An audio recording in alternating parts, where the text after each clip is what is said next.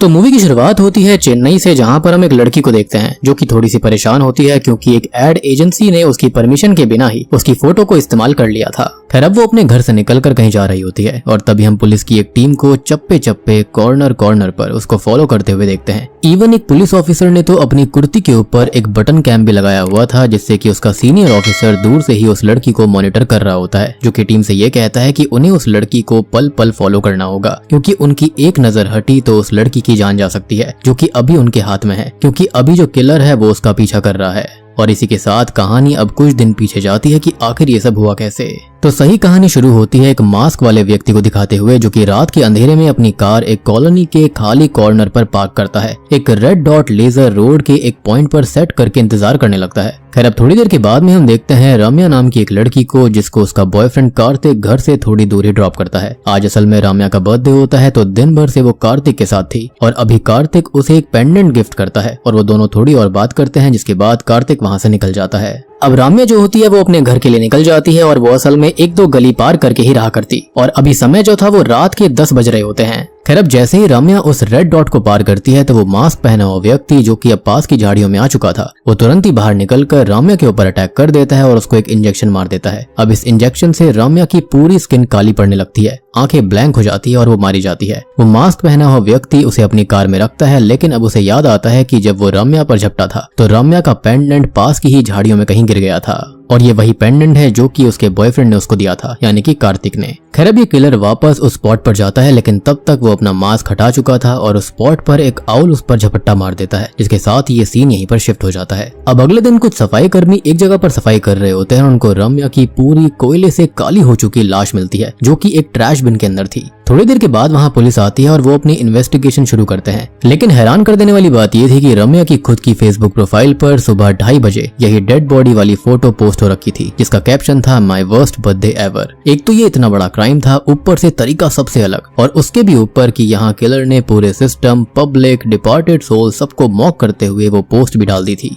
अब शहर के अंदर ये खबर जो होती है वो आग की तरह फैल जाती है और फैलते फैलते पहुंचती है सीधा मुंबई, जहां पर हम देखते हैं एडीजीपी मुंबई ध्रुव को, जिसे उसके डिपार्टमेंट का एक ऑफिसर और उसका दोस्त कॉल करके बताता है कि वो जल्दी से व्हाट्सएप को चेक करे। अब ध्रुव जैसे ही व्हाट्सएप को चेक करता है तो वहां पर रम्या की वही पोस्ट होती है, जिसको देखकर ध्रुव के होश उड़ जाते हैं, और ध्रुव को देखकर हमारे होश उड़ जाते हैं, क्योंकि वो इस हॉरर का सामना पहले भी कर चुका है, जिसकी खुद की बेटी इसी तरह से खत्म हुई थी, और उसका खुद का शरीर उस इंजेक्शन की वजह से आधा काला है और लेफ्ट हैंड काम नहीं करता, जिसे फंक्शनल रखने के लिए उसे मेडिसिन और इंजेक्शंस तक लेने पड़ते हैं। अब यहाँ पर बात ये होती है कि वो तो खुद इस जॉब को छोड़ रहा था, रेजिग्नेशन तक सबमिट कर चुका था, लेकिन ये केस देखते ही वो डिपार्टमेंट से रिक्वेस्ट करता है कि सेम केस फिर से सामने आया है और अब उसको ये केस खत्म करना होगा, जिसका डिपार्टमेंट उसको समझाता भी है और उसकी जिद के आगे उसे एग्री होना पड़ता है। खैर अब ध्रुव जो होता है वो अगले पल ही चेन्नई के लिए निकल जाता है, जहां पर हम उसके दोस्त और कमिश्नर राजन को देखते हैं, जिनको zonal officer Nataraj initial investigation समझा रहे होते हैं कि रम्या की बॉडी किसी हाईली टॉक्सिक ड्रग की वजह से काली पड़ गई थी, लेकिन राजन ध्रुव का वेट कर रहे होते हैं। अब ध्रुव के आते ही वो केस फाइल को उसे सौंपने के लिए बोलते हैं, जो कि नटराज को ये चीज पसंद नहीं आती, लेकिन राजन ये कुछ सोच समझ कर ही कर रहे थे, और यहाँ पर इस केस को ध्रुव जो है वो अनऑफिशियली ही हैंडल करने वाला था। अब वो ध्रुव को सलाह भी देते हैं कि वो चाहे कुछ भी करे, लेकिन वो इस केस के अंदर कुछ ज्यादा ही ओवर सेंसिटिव ना हो जाए, और उसकी वजह हम ऑलरेडी जानते हैं, क्योंकि उसके साथ क्या हो चुका है। अब इन्वेस्टिगेशन शुरू करी जाती है और केस फाइल पढ़ने के बाद ध्रुव अपनी टीम की ऑफिसर श्रुति और कांस्टेबल काली के साथ क्राइम सीन पर जाता है। यहाँ पर वो सीसीटीवी फुटेज लाने के ऑर्डर्स देता है और अभी आधे रूट की ही फुटेज मिल पाती है, क्योंकि मेट्रो का काम चलने की वजह से मेन रोड के कैमरा हटा दिए गए थे, यानी कि शायद से किलर भी ये सब जानता होगा। अब अगले सीन में वो कार्तिक से मिलता है, जो कि एक फोटोग्राफर है और उसकी फोटोज अभी काफी फेमस हो रही थी। यहाँ पर ध्रुव ये भी नोटिस करता है कि फोटोशूट के लिए मॉडल्स भी खुद कार्तिक ही लाया करता था। खैर वो कार्तिक से बात करता है और आखिरी नाइट की बर्थडे फोटोज भी चेक करता है, जिसमें रम्या के गले के अंदर वो पेंडेंट उसको दिखाई देता है, लेकिन क्राइम सीन पर और एविडेंस के अंदर कहीं पर भी ये पेंडेंट मौजूद नहीं था। खैर अगले दिन वो ऑफिस आता है और सीसीटीवी फुटेज में देखता है कि उस रात 10 और 10:30 के आसपास कार्तिक ने रम्या को ड्रॉप किया था, जो कि हमने देखा भी था। खैर अब वो थोड़ी और सीसीटीवी फुटेज चेक करता है तो रम्या एक स्पॉट से निकलने के बाद एक कार जो कि हमने देखी थी उसके पीछे 20 मिनट बाद गई थी। खैर अब ध्रुव जो होता है वो कार की नंबर प्लेट को चेक करवाता है तो ऑब्वियसली उसको पता चलता है कि ये नंबर प्लेट फेक है। सबसे बड़ी बात कि कार का मॉडल भी फेक था और ये कार ब्लैक कलर में कंपनी बनाती ही नहीं है। यानी कि इस कार को क्राइम करने के लिए पूरी तरह से मॉडिफाई करा गया था। अब आगे की फुटेज में उन्हें वो व्यक्ति जिसको हमने उस रात देखा था वो सड़क पर भागता हुआ दिखाई देता है, और ये लोग जो होते हैं वो उन सभी लोकल जगहों पर जाते हैं जहाँ से वो व्यक्ति भागा था। और यहाँ बात ये थी कि बीच में एक्वेरियम पड़ता था जिसके अंदर वो कार, वो व्यक्ति और राम्या कैप्चर हुए थे, लेकिन ओनर ने अभी तक फुटेज सबमिट नहीं करी, जो ये बोल रहा है कि उसको ज्यादा मालूम नहीं है और उसका बेटा जो कि बाहर गया हुआ था वो आएगा, वो तभी उसको सबमिट कर सकता है। अब ऐसे ही विजिट करते करते ध्रुव को एक कार दिखाई देती है जिसके ब्लैक ग्लास पर धूल से राम्या के पेंडेंट की ड्राइंग बनी हुई थी, और अब वो लोग उस कार का पीछा करने लगते हैं। अब उस कार को रुकवाया जाता है और ये कार असल में एक ओल्ड मैन की थी जिसे वो साफ नहीं रखता था, और ये ड्राइंग किसने बनाई उसे कोई भी आइडिया नहीं था। ध्रुव कार की पिक्चर्स क्लिक करवाकर उस पर लगे हुए सारे फिंगरप्रिंट्स निकलवाकर चेक करने भेजता है, तो एक फिंगरप्रिंट क्राइम रिकॉर्ड्स में मैच हो जाता है। अब ये रिकॉर्ड जो होता है वो चेन्नई का ही होता है, जिसके अंदर अरविंद नाम का एक 23 साल का लड़का ड्रग स्मगलिंग करते हुए अरेस्ट हुआ था। अब देखो यहाँ पर इसका असल नाम अरविंद नहीं है, लेकिन नाम काफी डिफिकल्ट था मेरे लिए, तो इसलिए मैंने नाम बदलकर अरविंद रख दिया है। खैर अब ये लोग उसका नंबर और एड्रेस निकलवाते हैं, तो असल में ये चेन्नई का ही था जहाँ पर राम्या भी रहा करती थी। खैर अब ये लोग अरविंद को ट्रेस करते हैं, जिसको हम स्विमिंग और सांस रोकने की प्रैक्टिस करता हुआ देख पाते हैं, जिसको राम्या की बार बार याद आती रहती। ध्रुव उसको अरेस्ट करता है, लेकिन पुलिस स्टेशन नहीं ले जाता क्योंकि उन्हें इन्वेस्टिगेशन करनी है, ना कि इंटेरोगेशन, क्योंकि थोड़ा भी कुछ ऊपर नीचे हुआ तो दिक्कत हो सकती थी, एज ये केस वो अनऑफिशियली हैंडल कर रहा था। अब वो अरविंद को लॉक करके टीम को ये बोलता है कि वो उसे मॉनिटर करेंगे, क्योंकि मैक्सिमम 6 घंटे ही एक इंसान शांत रह सकता है, उसके बाद उसके अंदर का डेविल बाहर आ जाएगा। अब ये लोग उसको मॉनिटर करते रहते हैं, जो कि अपनी बहन के लिए बोलने लगता है कि उसे जाने दिया जाए, उसकी बहन उसका इंतजार कर रही होगी। और वो चेक करते हैं तो हाँ, उसकी एक बहन भी है जो कि कॉलेज में पढ़ती है। खैर अब वो थोड़ा और मॉनिटर करते हैं, लेकिन अभी अरविंद को अपनी पॉकेट के अंदर एक च्युइंगम मिलती है, और ध्रुव ये कहता है कि च्युइंगम यहाँ पर दिमाग को शांत करती है और उनको पहले चेक करना चाहिए था। एनीवेज अब वो उसको मॉनिटर करते हैं और अरविंद बीच बीच में मेडिटेशन भी ट्राई करता है और उनसे अपनी दवाई भी मांगता है। अब ध्रुव जो होता है वो उसको उन पिल्स को नहीं देता, लेकिन जब वो चेक करता है तो ये असल में मेमोरी रिलेटेड प्रॉब्लम में इस्तेमाल होने वाली दवाई थी। खैर वो थोड़ा और इंतजार करते हैं और अब अरविंद को अचानक से राम्या की याद आने लगती है, जिसके अंदर वो उसको बार बार लूजर बोल रही थी, जिससे कि वो काफी परेशान हो जाता है। वो बार बार पानी पी रहा था और अभी तक काफी लीटर पानी पी चुका था। अब वो पूरे रूम के अंदर घूमने लगता है और भगवान का पाठ भी पढ़ता है, जो कि प्यार से दूर रहने की सलाह देते हैं। अब अरविंद जो होता है वो राम्या की ड्राइंग दीवार के ऊपर बनाता है, और ये लोग उसकी एक एक एक्टिविटी को और स्पेशलिटी को नोट करते जा रहे थे। खैर अब फाइनली वो गुस्से से भरकर चिल्लाने लगता है और उन्हें जान से मारने की धमकी देता है, तोड़फोड़ कर देता है, और ध्रुव को इसी पल का इंतजार था कि कब उसके अंदर का डेविल बाहर आएगा।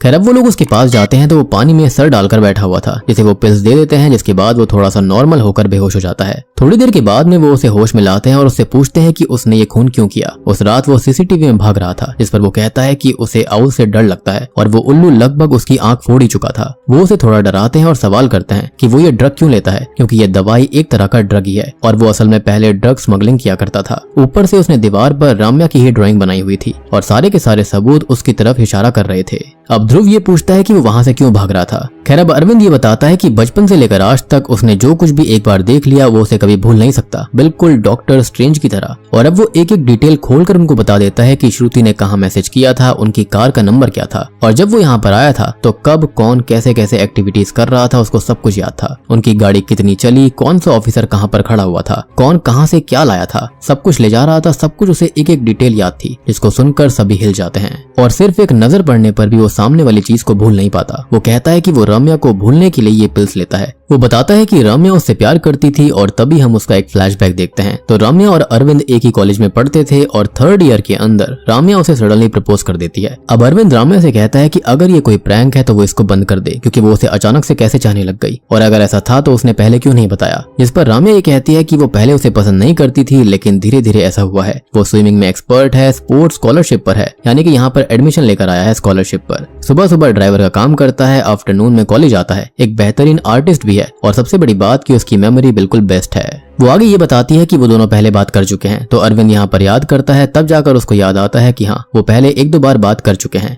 खैर अब राम्या ये कहती है कि वो उसे काफी पसंद करती है, और यहाँ पर जो अरविंद होता है वो भी उसको पसंद करता था, जिसके चलते दोनों एक रिश्ते में आ गए। दोनों एक दूसरे के साथ काफी खुश थे और वो राम्या को हर चीज में सपोर्ट करता था, उसका और अपनी बहन का काफी अच्छे से ख्याल रखता। और ऐसे ही राम्या को एक कंपनी के अंदर प्लेसमेंट मिल जाती है और अब दोनों और ज्यादा खुश रहने लगते हैं। अब इसी बीच होता यह है कि राम्या का जो HR होता है वो उसको US के लिए जॉब ऑफर करता है, लेकिन बदले में राम्या को उससे शादी करनी पड़ती, जिसके लिए वो मना कर देती है। वो घर आकर अरविंद को ये सब बात बताती है और ये कहती है कि वो उसके साथ US चले, जिस पर वो ये कहता है कि उसको यहाँ पर अपनी बहन का ख्याल रखना है, अपनी माँ का सपना पूरा करने के लिए स्विमिंग चैंपियन बनना है, गवर्नमेंट जॉब भी लेनी है। और इस बात पर दोनों के बीच एक हीटेड आर्ग्यूमेंट छिड़ जाती है, जिसमें होता यह है कि वो राम्या को थप्पड़ मार देता है और अपने घर चला जाता है। अब अरविंद राम्या से 3 दिन तक बात नहीं करता और इसी बीच वो अपना घर शिफ्ट कर लेती है, जॉब भी छोड़ देती है और उसको व्हाट्सएप से भी ब्लॉक कर देती है। वो उसे फेसबुक पर मैसेज करता है लेकिन वहाँ पर उसका कोई भी रिप्लाई नहीं आता। अब 14 फरवरी को उसका नोटिफिकेशन आता है कि राम्या एक पब के अंदर है, तो वो वहाँ पर उससे बात करने जाता है, लेकिन यहाँ पर एक ड्रग डील बस्ट करने के लिए कुछ ऑफिसर्स भी आए हुए थे। अब वो राम्या से बात करने जाता है, लेकिन आज ही वो अपने एचआर के साथ एक रिलेशनशिप के अंदर आ गई थी और उसे वो सबके सामने लूजर बोलकर इंसल्ट कर देती है और यही उसके माइंड में बैठ गया था। एचआर भी अरविंद के सर पर बॉटल मार देता है, जिससे कि उसके आईब्रोज पर एक कट सा आ गया था। अब वो घायल हो जाता है, जिसको एक लड़की हेल्प करती है, लेकिन यहाँ पर वो ऑफिसर्स ड्रग डील बस्ट करते हैं, जिस बीच वो पानी में गिर जाता है और वो लोग उसे बाहर निकालते हैं।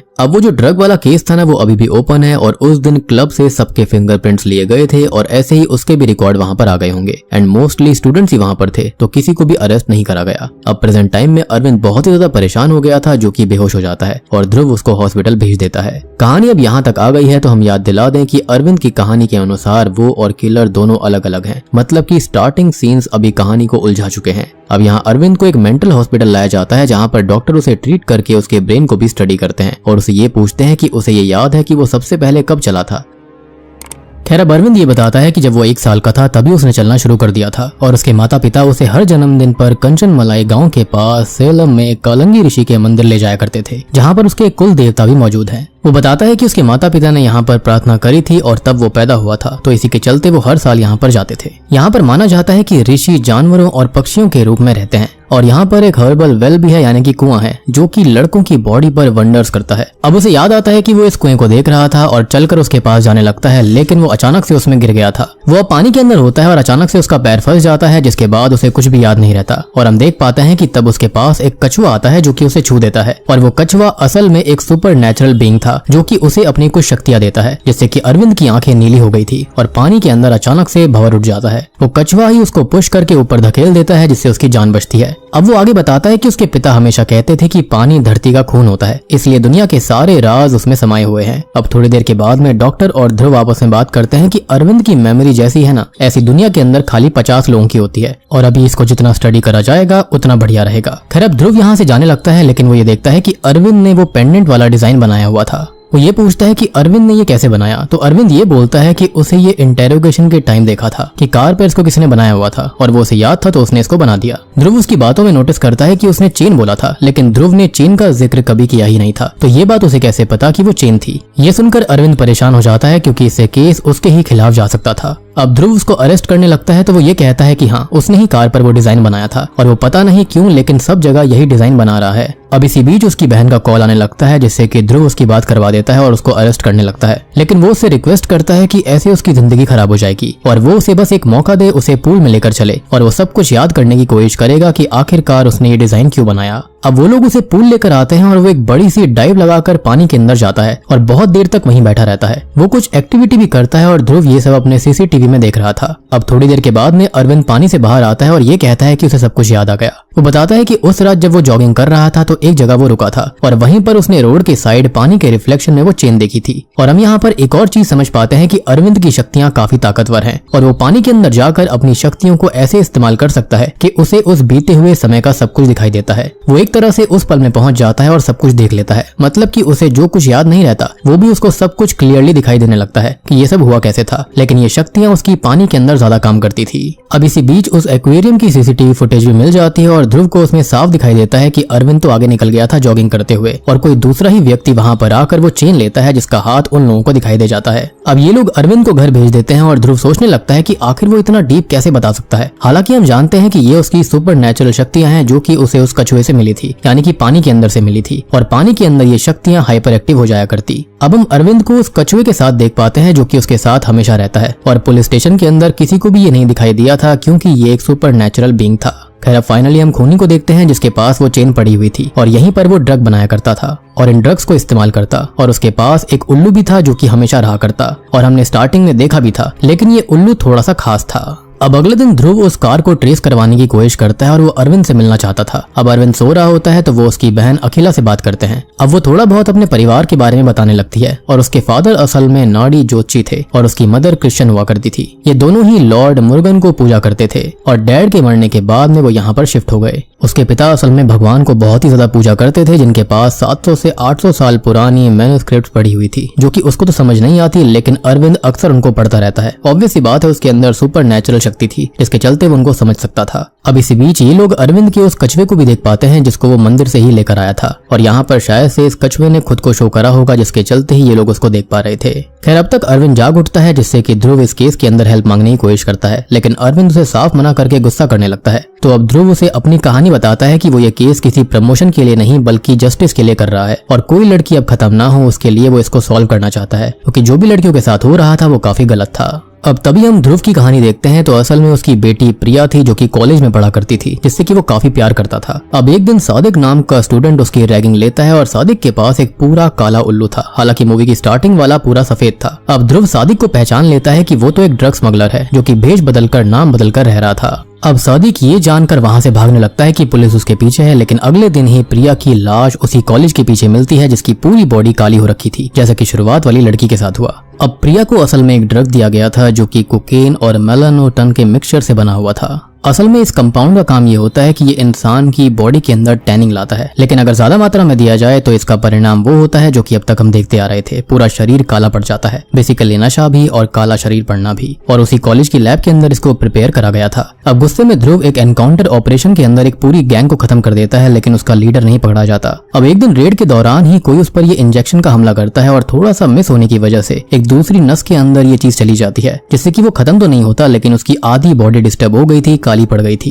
और अब हमको समझ में आया कि ये सब हुआ कैसे था। अब प्रिया के खत्म होने के बाद से वो जिंदा लाश की तरह हो चुका था, लेकिन जब उसे रम्या की किलिंग के बारे में पता चला तो वो लौट कर वापस आया, ताकि अब किसी और लड़की के साथ ऐसा ना हो। अब यहाँ पर होता यह है कि फर्स्ट टाइम उनके पास दो क्लूज हैं, एक तो वो चेन है और दूसरा है किलर का वो ग्लव, जो कि अरविंद की वजह से मिला है। तो वो उनकी हेल्प करे और याद करने की कोशिश करे वो जो कुछ भी बता सकता हो, जिससे कि इस चीज का पर्दाफाश हो सके। अब अरविंद ये कहता है कि वो लोग उसे पूल में मिले ताकि वो सब कुछ याद कर सकेगा, लेकिन तभी ध्रुव ये बोलता है कि वो उसकी बताई जगह पर आए जहाँ पर वो सेफ रहेगा। अब अगले दिन ध्रुव अरविंद को मैराइन ट्रेनिंग की यूनिट में लेकर जाते हैं, जहां पर सेफ्टी के सारे प्रिकॉशंस पहले से ही सेट करके रख लिए गए थे। अब अरविंद कहता है कि उसके माता पिता का सपना था कि गवर्नमेंट जॉब में वो जाए। इस पर ध्रुव कहता है कि वो यूपीएससी की तैयारी करे, एग्जाम क्रैक करे और यहाँ पर बाकी वो सब कुछ देख लेगा। खैर, अब अरविंद खुश होकर तैयार होता है, डाइव करता है और पानी में भी वही भंवर उठने लगता है जो कि शुरुआत में हुआ था, जिससे कि उसकी पावर चैनलाइज होने लगती है। और आज सुबह उसका कछुआ वेलू जो था उसने उसके ऊपर बैठकर उसे ब्लेस भी किया था। तो पानी के अंदर अरविंद उस रात में पहुंच जाता है और तब हम थोड़ा और उसकी पावर्स को जान पाते हैं।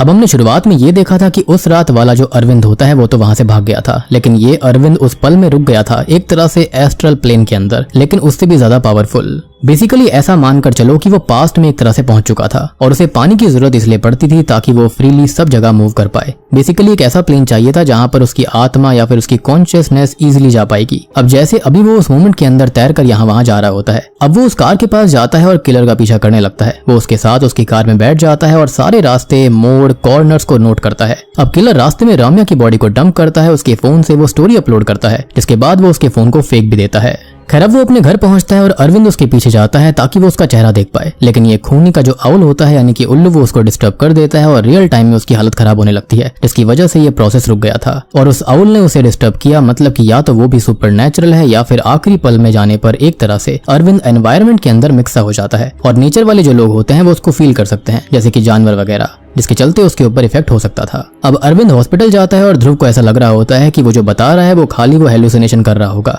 लेकिन तभी ध्रुव की टीम बताती है कि एज पर सीसीटीवी रिकॉर्ड जैसा सब कुछ अरविंद ने बताया है सेम वैसे ही खूनी की कार उनको सेम रूट पे सेम टाइम पर दिखाई दे रही है, जिसको सुनकर सभी शॉक्ड रह गए थे कि अरविंद को इतना एग्जैक्ट कैसे पता चल सकता है, यानी कि उसकी शक्तियां बिल्कुल रियल थी। अब ध्रुव डॉक्टर से मिलता है कि अरविंद के पास एक रेयर फिनोमिना है जिसे पैरासाइकोलॉजी कहा जाता है, जिसके कुछ अनबिलीवेबल केसेस वर्ल्ड वाइड देखे गए हैं। एक फेमस है डोरथी एलिसन का केस, जो कि एक साइकिक डिटेक्टिव थे जिसने बहुत सारे मिस्टीरियस केसेस को सॉल्व किया। उसने साइट देखी भी नहीं होती थी, फिर भी अपने इनर विजन से वो साइट पर क्या कुछ हुआ है सब कुछ बता दिया करती। अब यहाँ अरविंद भी थोड़ा सा परेशान हो जाता है, जो कि उन पुराने ग्रंथों को पढ़ने लगता है जिसमें उसे उसकी उलझन के थोड़े बहुत जवाब मिलते हैं। उसके पिता ने भी उसे कालंगी ऋषि और बाकी ऋषियों के बारे में बताया था कि वो एस्ट्रल प्लेन में जा सकते थे और पानी इंसान को ही रिफ्लेक्ट करता है और उसके अंदर की चीजों को भी रिफ्लेक्ट करता है। और ऋषि मुनियों ने इन कुओं को इसलिए बनवाया था ताकि पानी चोजन वन को ये एबिलिटी दे पाए और वो एस्ट्रल प्लेन को चैनलाइज कर सके, जैसे कि यहाँ पर अरविंद कर रहा था, यानी कि वो स्टार्टिंग से दिल से अच्छा था। अब दूसरी ओर हम ध्रुव को देखते हैं जो कि सफाई कर्मियों के पास जाता है और उनसे पूछता है कि क्या किसी ने कोई उल्लू देखा है, जिस पर एक ब्लाइंड बच्ची ये बताती है कि उसने एक घर के पास से उल्लू की आवाज सुन रखी है।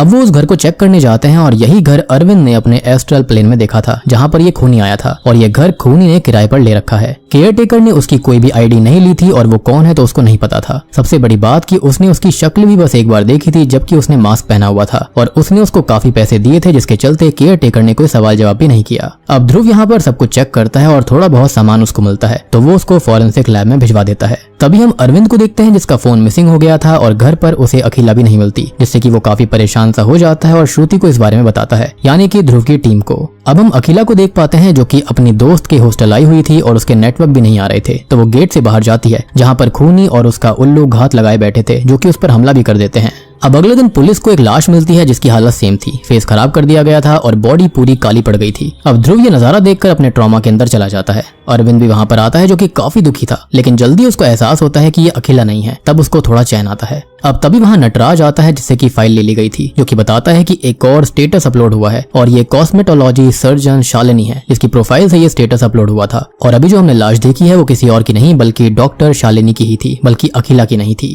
खैर अखिला जो होती है वो अभी तक घर आ जाती है, जिससे अरविंद की जान में जान आती है और अब अरविंद फैसला कर चुका था कि वो इस टेरर को खत्म करेगा, इस दहशत को खत्म कर देगा और वो खुद से भी सब कुछ पता लगाने की कोशिश करने वाला था। खैर अब ध्रुव फॉरेंसिक एक्सपर्ट से बात करता है जो कि ये बताती है कि ये खूनी जो कोई भी है वो मेडिकल प्रोसीजर के अंदर एक्सपर्ट है और उसे नर्व्स का अच्छा नॉलेज है। ध्रुव शालिनी के क्लाइंट्स के बारे में पता करता है तो उसको पता चलता है कि डायरेक्टर राजेश उसका क्लाइंट है जो कि अक्सर उनसे मिलने आया करता और इसको ध्रुव ने असल में कार्तिक के ऑफिस में देखा था। मीनवाइल अरविंद बहुत ही ज्यादा परेशान था कि कहीं उसकी बहन इसका शिकार न हो जाए और वो पूल में जाकर पानी के जरिए फिर से एस्ट्रल प्लेन में जाता है। यहाँ वो खूनी का पीछा करता है और अब उसके घर के अंदर चला जाता है जहाँ पर बाहर वो उल्लू फिर से उसको परेशान करने की कोशिश कर रहा था, यानी कि वो उसको देख सकता था, लेकिन इस बार वो ज्यादा डिस्टर्ब नहीं होता। और यहाँ हमको दिखाया जाता है कि खूनी के साथ ही ड्रग्स को पैक कर रहे थे और सबसे बड़ी बात कि वॉल पर डार्क स्किन्ड मॉडल्स के पोर्ट्रेट्स भी लगे हुए थे। इनफैक्ट डार्कनेस और स्टार्स के बारे में काफी सारे मेटाफर्स भी लिखे हुए थे। अब यहाँ वो किलर एक रूम के अंदर खुद भी ड्रग लेता है और यहाँ पर हम राम्या का वही पेंडेंट भी देख पाते हैं जो कि वो वहीं पर लाकर रख देता है। मीनवाइल खूनी की डायरी के अंदर विक्टिम्स की फोटोग्राफ्स लगी हुई थी जो कि अभी तक उसके शिकार बने हुए थे और अभी वो रम्या को मार कर आया है, यानी कि पास्ट में यहाँ पर सब कुछ चल रहा था, तो अभी वो उसकी फोटो को खराब कर देता है। अब यहाँ खूनी जो होता है वो मैगजीन के कवर फोटो पर बनी हुई एक मॉडल की फोटो को बिगाड़ कर फाड़ देता है, जिससे कि अरविंद समझ जाता है कि ये मॉडल अगली विक्टिम होने वाली है और अब तभी उसकी थोड़ी बहुत हालत खराब होने लगी थी।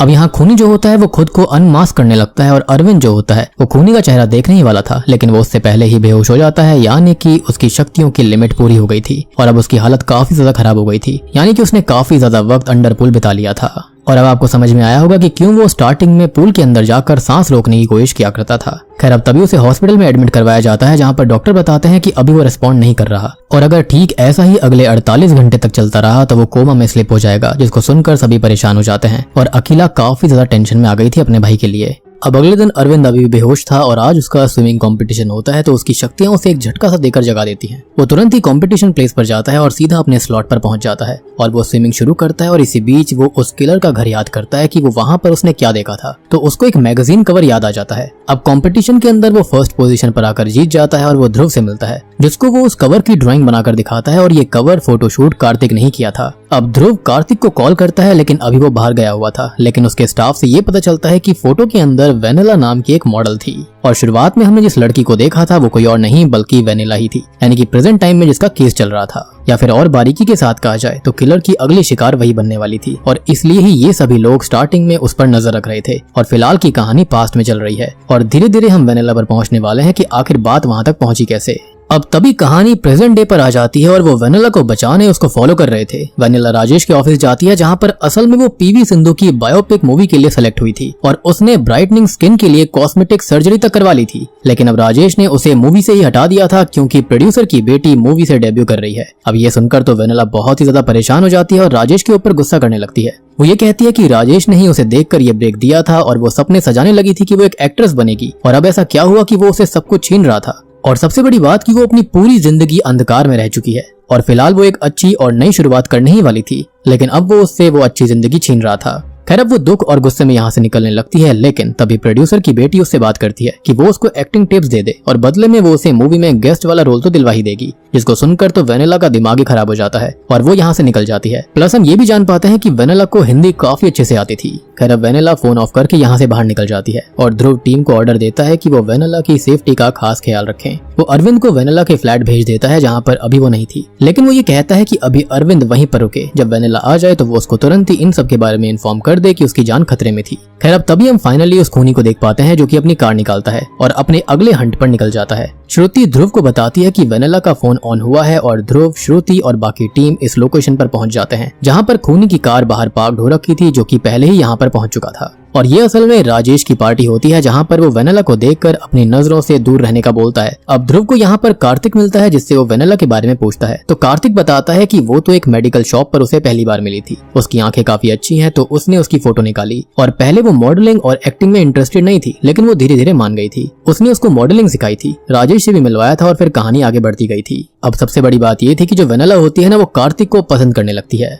जिसके बाद वो उसे प्रपोज कर देती है, लेकिन ऑब्वियसली कार्तिक उसे मना कर देता है क्योंकि उसके मन में उसके लिए ऐसा कुछ नहीं था। अब वेनिला जो होती है वो कार्तिक को वही पेंडेंट गिफ्ट करती है जो कि आगे उसने राम्या को गिफ्ट किया था, और यही पेंडेंट होता है जो कि हमने शुरुआत से लेकर अब तक देखा था। अब यही एग्जैक्ट पेंडेंट जो होता है वो राम्या को कार्तिक ने दिया था उस रात में, जो कि हमने शुरुआत में ऑलरेडी देखा। कार्तिक को वेनिला ने ये बताया था कि ये उसके एक्स ने यूएसए से मंगवाया था, लेकिन वो उसको इस्तेमाल कर रहा था तो वो उससे अलग हो गई। कार्तिक आगे ये बताता है कि अब वेनिला जो है वो चीप एड्स में फीचर कर रही है जो उसे ठीक नहीं लग रहा। तो ध्रुव ये पूछता है कि कैसी चीप एड्स, तो वो बताता है कि वही फेयरनेस स्किन वाली, डस्की से फेयर होने वाली। और आपको याद होगा शुरुआत वाली लेडी जो कि कोई और नहीं बल्कि वेनिला ही है, वो यहाँ पर इसी एड की वजह से बाहर निकल रही थी, यानी कि उसकी पिक्चर इस्तेमाल करी गई थी उसके कंसेंट के बिना। खैर दूसरी ओर हम अरविंद को देखते हैं जो कि एक फूड डिलीवरी पर्सन को देखता है जो कि वेनिला के फ्लैट में डिलीवरी करके निकल जाता है, मतलब कि वहाँ पर वो कोई तो था। और जब वो वहाँ पर जाकर चेक करता है तो वो ये देखता है कि कुछ ड्रग सप्लायर्स थे जो कि उसे बेहोश करके पानी की टंकी के अंदर बंद कर देते हैं, लेकिन जो व्यक्ति पानी से ही शक्ति लेता हो उसका क्या ही बिगाड़ा जाएगा, तो वो वहाँ पर बच जाता है और सभी को पीट देता है। अब वो वेनिला के सीक्रेट चेंबर के अंदर जाकर उसके लैपटॉप को देखता है और वहाँ पर ड्रग बनाने का सामान भी था। और सबसे ज्यादा शॉकिंग चीज उसको पता चलती है कि वेनिला जो थी वो किसी और ही आइडेंटिटी के साथ रह रही थी। जी हाँ, यानी कि ये वेनिला है ही नहीं बल्कि ये कोई और ही थी। दूसरी ओर हम देखते हैं कि ध्रुव को भी इस बात का आइडिया हो गया था कि यहाँ कुछ तो गड़बड़ है, क्योंकि उसने डार्क स्किन्ड वाली वेनिला के ऐड को देखा था और जिसको देखकर उसे कुछ याद आ जाता है। अब जब वो वेनिला की डार्क स्किन्ड पिक्चर को देखता है तो वो अपने डेटाबेस से उसको मैच करते हैं और तभी उसको बहुत ही शॉकिंग चीज पता चलती है। और दोस्तों अब यहाँ पर खुलते हैं इस मूवी के असली पत्ते। तो असल में वेनिला जो है ना वो वेनिला है ही नहीं बल्कि वो तो मेघा है जो कि सदीक के साथ ही शुरुआत में ड्रग्स का काम करती थी और यही असली ड्रग लॉर्ड भी है। वो उल्लू हमेशा से उसके साथ था जो कि हमने सदीक के पास देखा था। और ध्रुव प्रिया वाली आखिरी रिकॉर्डिंग को देखकर उसे पहचान भी जाता है। सबसे पहले सदीक ने प्रिया के सामने उसके रंग रूप का मजाक बनाया था तो उसने गुस्से में आकर सदीक को ही मार डाला। और मेघा के मन में यानी कि वेनिला के मन में ये बैठ गया था कि पूरी दुनिया गोरे रंग पर ही मरती है, तो उसने अपने विक्टिम्स को पूरा काला करके मारने का ही डिसाइड कर लिया और इसलिए उसने इस ड्रग का आविष्कार किया था। उसने प्रिया को खत्म किया और कार्तिक ने उसको रिजेक्ट कर दिया था, जिसके चलते उसे ये लगा कि फेयर स्किन की वजह से ऐसा हुआ था, तो उसने उसकी डेट यानी कि राम्या को भी मार दिया जिसके साथ पहले अरविंद भी रहा था। खैर अब डॉक्टर शालिनी ने उसका स्किन ब्राइटनिंग ट्रीटमेंट किया था उस रोल के लिए और फिर वही एड चला दी जिससे कि राजेश गुस्सा हुआ था। और जब वो डॉक्टर शालिनी से कहती है कि उसकी इमेज खराब हो जाएगी तो शालिनी गुस्से में उससे ये कहती है कि वो तो है ही काली, तो उसकी इमेज क्या खराब होगी, उल्टा उसने तो उसको अच्छा बनाया है, जिसके चलते वो काफी गुस्से में आ गई थी और उसने शालिनी को भी खत्म कर दिया और उसका फेस भी एसिड से जला दिया था ताकि उसकी पहचान ना हो पाए। यानी कि अब तक जो पूरे शहर के अंदर चल रहा था वो कोई और नहीं बल्कि मेघा खुद कर रही थी और ये पुलिस वाले जो बेवकूफ बन गए थे वो शुरुआत से उसको प्रोटेक्शन देने की सोच रहे थे, जबकि वो विक्टिम नहीं थी बल्कि वो असल खूनी खुद थी और ड्रग लॉर्ड भी वही थी। खैर आज वो प्रोड्यूसर की बेटी को भी मारने वाली थी क्योंकि उसने उसका भी मजाक बनाया था जिसे वो बीच पर बुलाती है और वो उसको स्टैब करनी ही वाली थी, लेकिन तभी ध्रुव उसको शूट कर देता है और अपनी बेटी की मौत के बदले के साथ साथ बाकी लड़कियों के लिए भी इंसाफ ले लेता है, जिससे कि वो वहीं ऑन द स्पॉट खत्म हो जाती है। और इसी के साथ में मार्गन मूवी यहीं पर खत्म हो जाती है। तो दोस्तों ये थी मार्गन फिल्म की कहानी। उम्मीद करता हूँ कि आपको ये मूवी पसंद आई होगी और